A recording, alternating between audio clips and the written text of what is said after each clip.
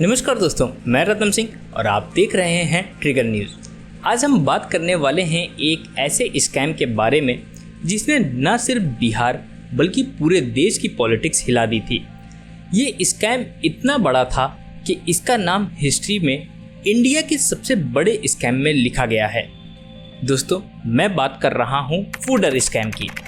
इस स्कैम में गाय भैंसों के चारे का पैसा लूट लिया गया था, पर असल में ये सिर्फ चारे का पैसा नहीं था बल्कि लोगों के विश्वास का पैसा था।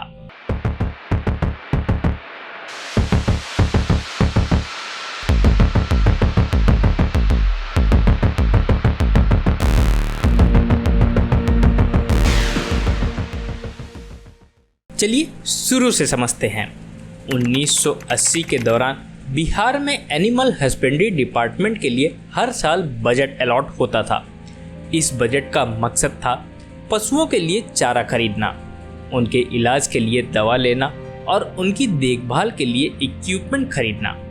पेपर पर सब सही लगता था, रिपोर्ट्स बनती थी, फाइल्स में साइन होते थे और सबको लगता था कि पैसा गाय भैंसों पर खर्च हो रहा है। लेकिन असली कहानी कुछ और ही थी। सिस्टम के अंदर बैठे ब्यूरोक्रेट्स, पॉलिटिशियंस और कॉन्ट्रैक्टर्स मिलकर के पूरा लूट का मैकेनिज्म बना चुके थे।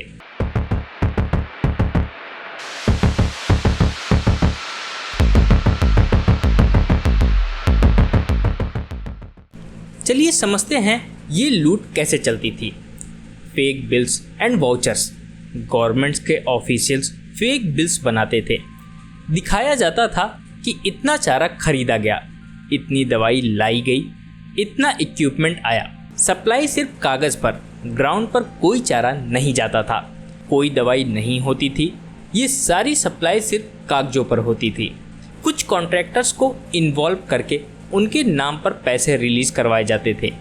बाद में वो पैसे अफसरों और पॉलिटिशियंस की जेब में पहुंच जाता था। एस्टीमेट है कि इस स्कैम में लगभग 950 करोड़ का पैसा लूट लिया गया।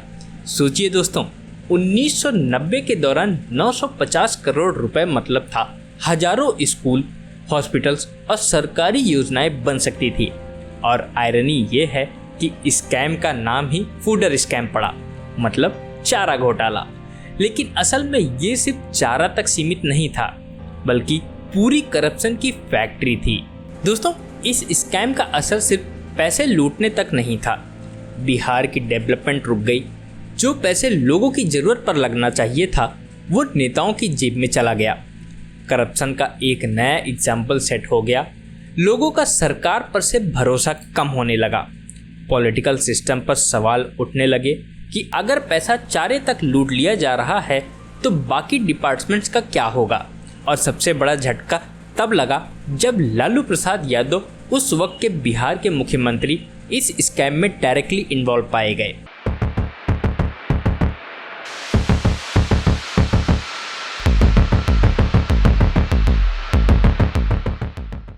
1996 में ये स्कैम ऑफिशियली एक्सपोज हुआ। सीबीआई ने इन्वेस्टिगेशन स्टार्ट की और धीरे धीरे स्कैम के लेयर्स खुलने लगे। कई ब्यूरोक्रेट्स, कॉन्ट्रैक्टर्स और पॉलिटिशियंस के नाम सामने आए। सबसे बड़ा नाम था लालू प्रसाद यादव का। उनके खिलाफ केसेस फाइल हुए और बाद में उन्हें जेल भी जाना पड़ा। इसके बाद उन्हें सीएम की कुर्सी से रिजाइन करना पड़ा और उन्होंने अपनी वाइफ राबड़ी देवी को कुर्सी पर बिठा दिया। कोर्ट में केसेस कई साल तक चलते रहे।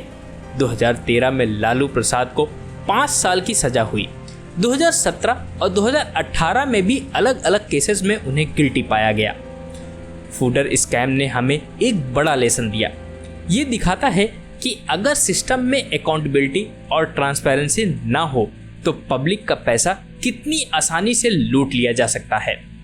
आज भी जब हम करप्शन के केसेस सुनते हैं तो लोग अक्सर कहते हैं, अरे ये तो वही बिहार वाला चारा घोटाला लगता है। मतलब फूडर स्कैम एक सिंबल ऑफ करप्शन बन चुका है। तो दोस्तों, ये था फूडर स्कैम का पूरा सच। आपको क्या लगता है, आज के ज़माने में भी ऐसे स्कैम्स हो रहे हैं या हमने अपने पास्ट से कुछ सीखा है?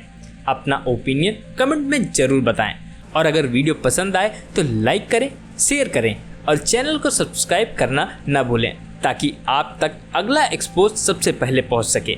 मैं हूं रत्नम सिंह और ये है आपका चैनल जहां खबर का सच समझना ही असली न्यूज़ है।